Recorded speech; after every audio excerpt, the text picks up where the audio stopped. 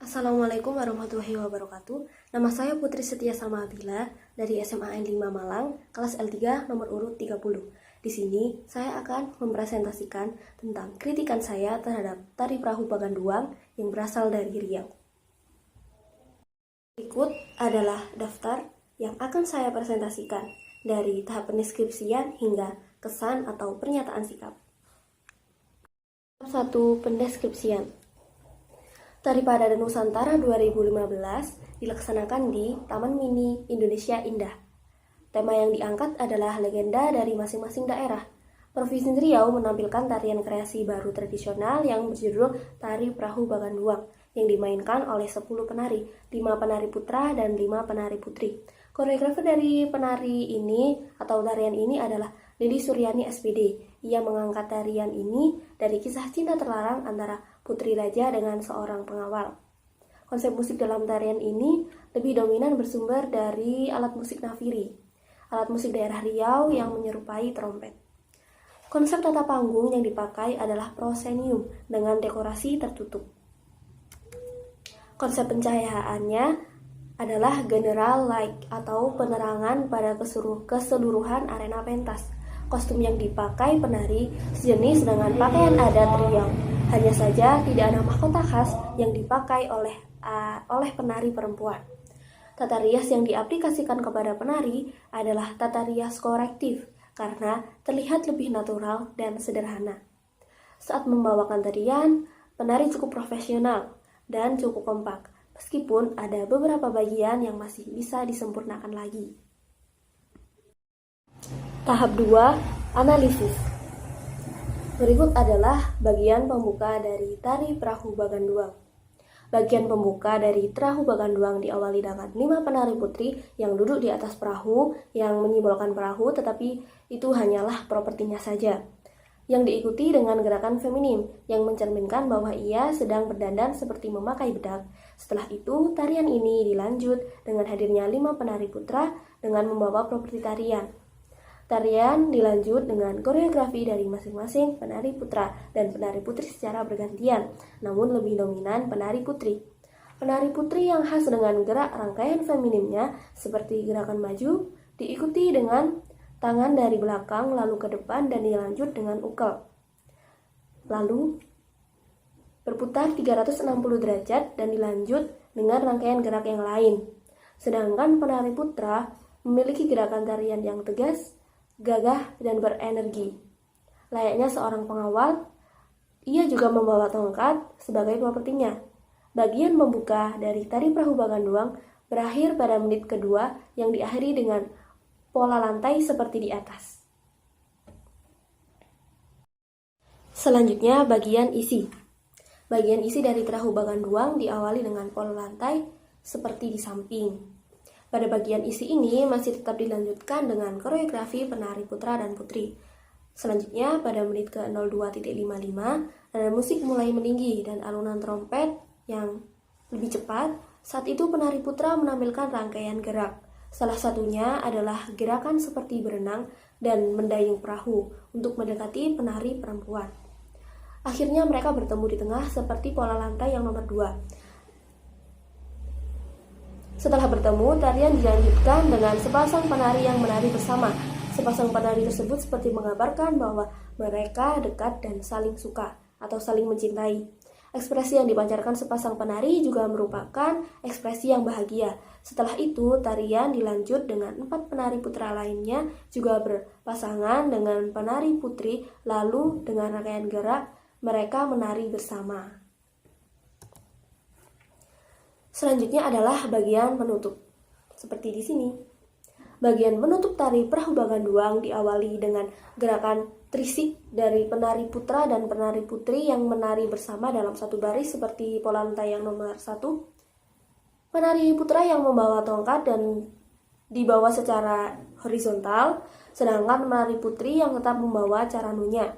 Setelah itu dilanjut dengan sepasang penari yang menari bersama di bagian tengah panggung. Sedangkan 8 penari lainnya menari dengan koreografi mereka masing-masing, seperti gerakan mendayung perahu dan gerakan maju, lalu mengangkat kaki secara bergantian. Akhirnya, bagian penutup diakhiri dengan sepasang penari yang berada di tengah. Penari putra mengalungkan selendang ke penari putri. Lalu sang penari putri menaruh carano di atas kepalanya. Untuk penari lainnya berada di tempat masing-masing sesuai lantai pola di atas yang terakhir sendiri. Selanjutnya adalah konsep musik.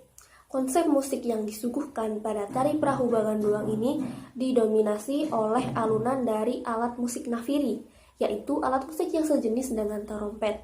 Selain itu, ada beberapa alat musik lainnya yang digunakan juga, seperti seruling, gong, rebana, gendang khas Riau, dan kordeon. Tidak hanya alat musik, nyanyian bahasa Riau juga ikut mengiringi dalam tarian ini. Kelebihan dan kelemahan. Kelebihan dari tari perahu Baganduang adalah keberhasilan atau tersampaikannya suatu cerita melalui tarian kepada penonton. Selain itu, properti dan kostum yang digunakan sudah bisa mencerminkan latar tempat legenda atau cerita yang dibawa. Begitupun dengan karakter-karakter masing-masing penari juga sudah bisa tersampaikan dengan baik, walaupun tidak melalui lisan. Sedangkan hanya melalui tarian kita sudah bisa melihat alur atau cerita sebenarnya dari legenda ini itu seperti apa.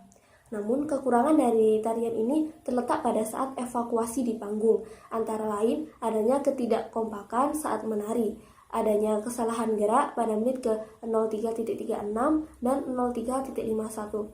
Nanti akan saya sertakan linknya di bawah. Tahap 3, interpretasi. Yang pertama adalah simbol-simbol. Yang pertama yaitu tata busana yang memiliki paduan warna emas. Warna busana yang berpadu emas menunjukkan kemewahan dan kekayaan. Maka warna tersebut dapat menggambarkan bahwa dalam tarian tersebut, penari putri memerankan peran sebagai seorang putri raja atau putri kerajaan. Setelah itu adalah properti tongkat yang dibawa oleh penari putra. Tongkat yang dibawa oleh penari putra dapat menjelaskan bahwa ia adalah seorang pengawal. Hal tersebut bisa dibenarkan jika dihubungkan dengan sinopsis dari cerita ini. Selanjutnya adalah hiasan berwarna biru. Makna dari properti yang terdapat di gambar bisa menjelaskan bahwa mereka sedang berada di samudra, sungai, atau selat karena warna airnya kan dominan biru. Jadi menggambarkan seperti itu. Selanjutnya adalah properti seperti gambar. Properti yang digunakan cukup menggambarkan dari judul tarian itu sendiri. Jika diinterpretasikan, properti tersebut menggambarkan perahu, sedangkan judul dari tarian ini adalah tari perahu Baganduang.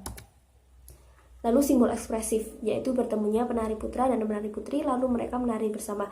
Gerakan dan ekspresi yang dibawakan penari pada bagian isi tarian menunjukkan bahwa mereka saling suka atau saling mencintai. Hal tersebut juga sesuai jika dihubungkan dengan sinopsis pada tarian ini. Selanjutnya adalah nilai-nilai. Yang pertama adalah nilai sosial. Sesuai nilai yang dianut oleh masyarakat, seharusnya baik laki-laki atau perempuan tidak boleh berduaan jika belum menikah. Pada cerita tarian tersebut, sang putri pergi bersama pengawal karena mereka saling mencintai. Lalu yang kedua adalah nilai budaya. Jika kita bagian dari anggota kerajaan maupun strata yang lainnya, jika berada di Hindu ya, pada masanya, kita harus mematuhi segala peraturan dan budaya yang dimilikinya. Jika dihubungkan atau jika dijelaskan, seharusnya seorang putri haruslah menikah dengan seorang raja, tetapi pada tarian ini sang putri pergi bersama seorang pengawal. Yang ketiga adalah nilai moral.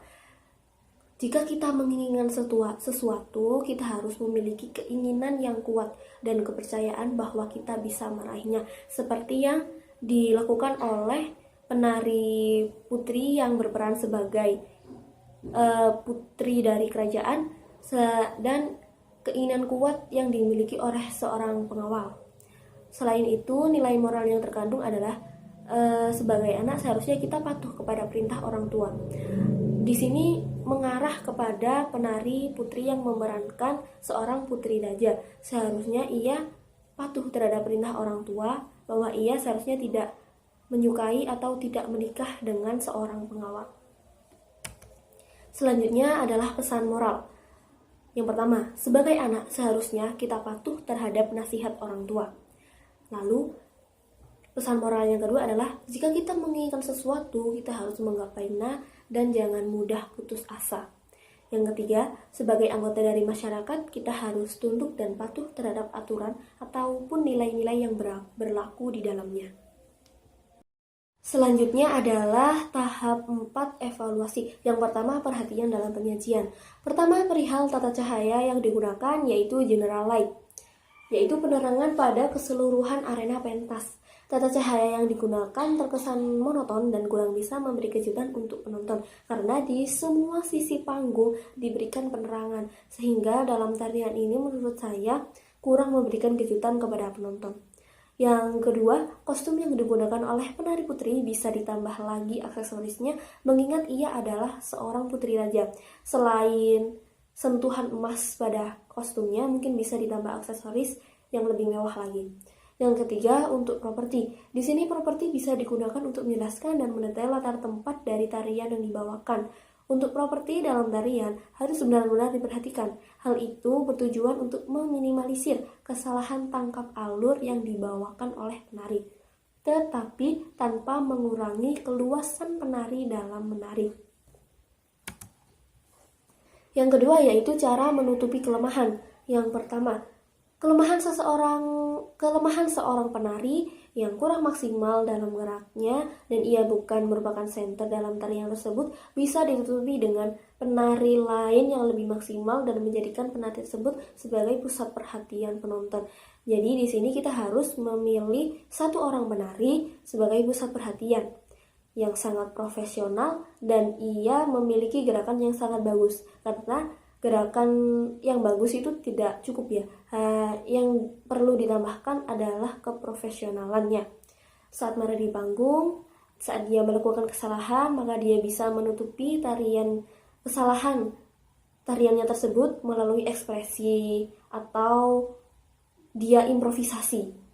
Nah, yang cara menutupi kelemahan yang kedua adalah dengan tata cahaya yang terstruktur akan bisa menutupi kelemahan-kelemahan yang lain, sehingga penonton akan terpusat pada satu titik yang sudah dirangkai secara maksimal. Sehingga saat kita sebagai penonton, lalu kita pasti akan tertuju pada lighting yang sangat terang atau lighting yang menjadi pusat, sehingga kita tidak melihat ke arah lainnya yang ada bagian yang kurang maksimal. Yang ketiga adalah jika tarian tersebut tidak dipertontonkan secara langsung, maka editor bisa memilih part-part yang bagus dan tidak mengandung kesalahan penari sedikitpun. Seperti yang kita lakukan, kita melihat video ini melalui YouTube. Ada baiknya jika seorang editor tersebut memilih bagian part-part yang sempurna saja dan tidak menyertakan kelemahannya. Sehingga saat kita melihat, kita hanya bisa melihat kesempurnaan saja walaupun mungkin ada terselip sedikit kesalahan. Yang keempat, dengan kostum yang mewah dan ekspresi yang maksimal akan menutupi kelemahan sang penari di atas panggung. Jadi seperti ini, jika ada pertunjukan tetapi di situ penarinya semuanya kurang maksimal, tetapi ia memiliki kostum yang sangat mewah, lalu tata rias yang digunakan juga sangat maksimal, bukan berarti terlalu tebal make upnya, tapi sesuai porsi yang pas, itu bisa menutupi kelemahan dirinya saat menari. Hal tersebut dapat dibuktikan melalui jika mungkin kita melihatnya sedang gladi bersih, tariannya mungkin biasa-biasa saja, tetapi waktu hari H ia sudah dipakaikan kostum dan make up, ia tampilnya itu seperti lebih bagus dari gladi bersihnya, padahal juga sama saja seperti gladi bersih gerakannya, tetapi ia dipoles dengan menggunakan kostum dan tata rias. Jadi seperti itu. Ini adalah tahap 5, kesan atau pernyataan sikap. Yang pertama, kesan yang diperoleh setelah pertunjukan. Kesan yang diperoleh setelah pertunjukan adalah tarian ini cukup bagus dan cukup membuat penonton terkesan. Alur cerita yang dibawakan juga tersampaikan secara baik kepada penonton. Selanjutnya adalah kesan yang diperoleh. Saat kita menonton Tari Perahu Bagan Ruang, kita seperti menonton kisah cinta yang lengkap, dimulai dari pertemuan, lalu dilanjut dengan klimaks dan berakhirnya dengan resolusi. Meskipun tidak ada penjelasan secara lisan atau dialog, kita akan mengerti cerita ini arahnya kemana. Terutama di klimaks, di mana penari putra dan penari putri menari bersama. Itulah bagian yang sangat mengesankan. Selain itu, pada akhir tarian ini, kembali lagi penonton dibuat penasaran karena semua penari sedang membentuk formasinya, lalu musik dengan ketukan cepat, dan juga ada sepasang penari yang menari di pusat panggung. Hal itu merupakan kesan yang sangat bagus sekali, apalagi itu ditaruh pada akhir tarian tersebut, sehingga kesan penonton cenderung baik karena itu adalah akhir atau penampilan terakhir dan bagian part terakhir yang disaksikan oleh penonton. Sekian presentasi yang dapat saya sampaikan. Terima kasih atas perhatiannya dan terima kasih sudah menonton video ini. Dan sebelum itu, saya meminta maaf jika ada kata-kata yang kurang jelas, kata-kata yang salah, mohon dimaafkan. Terima kasih. Wassalamualaikum warahmatullahi wabarakatuh.